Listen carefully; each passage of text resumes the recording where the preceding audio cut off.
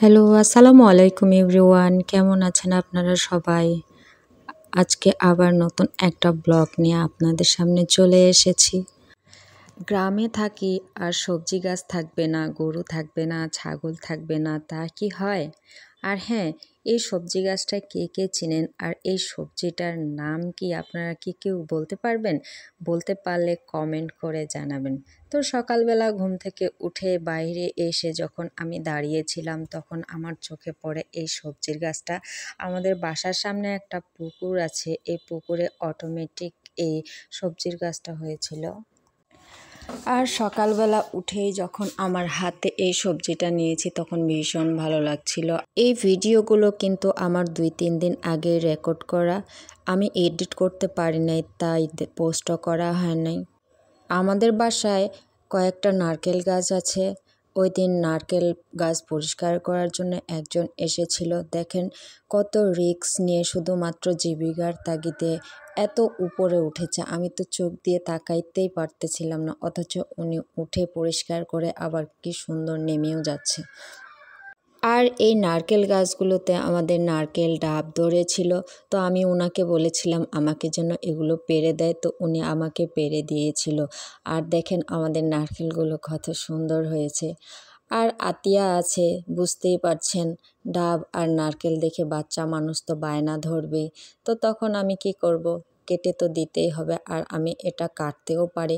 আর আমার কাছে ওই দিন কোনো দা ছিল না, যার কারণে আমি বটি দিয়েই কাটা শুরু করে দিয়েছিলাম।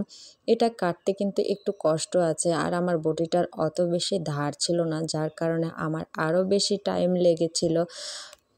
আমাদের বাসায় কিন্তু 5 জন সদস্য, আমার শ্বশুর শাশুড়ি, আতিয়া, আমার হাজব্যান্ড আর আমি। তো আমার শ্বশুর শাশুড়ি তো একটু বয়স হয়েছে, আর আমার হাজব্যান্ড তো ব্যবসার কাজে একটু বাইরেই বেশি থাকে, যার কারণে আমাকে এই কাজগুলো দেখতে হয়। তো এই কাজগুলো করতে আমার কিন্তু ভালোই লাগে, খুব একটা খারাপ লাগে না। এই যে দেখেন শেষমেশ আমি বহুত চেষ্টার পর এটা কেটে ফেলেছি। কিন্তু একটা মজার ব্যাপার হলো, এই ডাবে আমরা যতটা পানি আশা করেছিলাম কিন্তু ততটাও পাইনি। দেখেন শেষমেশ এত কষ্টের পর কতটুকু ডাবের পানি আমরা পেয়েছি।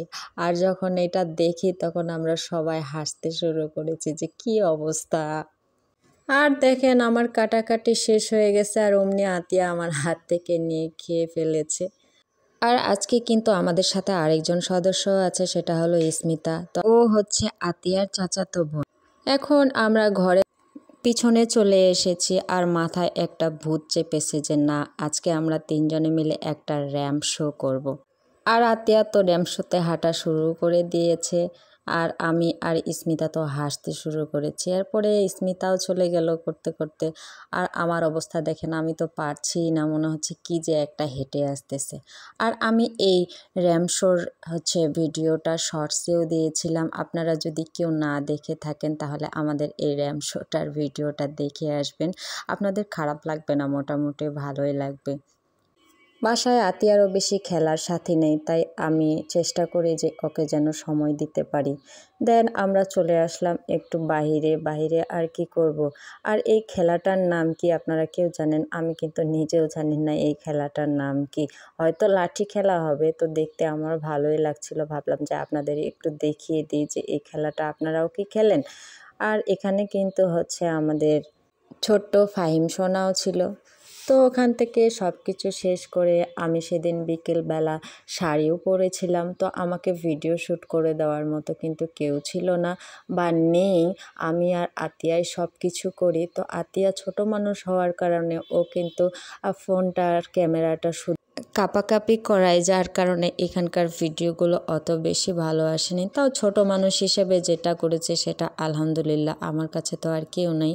আর পাশে ওই যে দেখেন ওই গরুটা, পরে গরুটা আতিয়াকে কি করে সেটা দেখতে চাইলে আমাদের সাথেই থাকুন। দেখেন এখন চলে এসেছে এই গরুটার কাছে, যেই চলে এসেছে অমনি গরুটা আতিয়াকে দৌড়ানি দিয়ে দিয়েছে। পরে বেচারা ভয়ে তো কেঁদেই দিয়েছিল।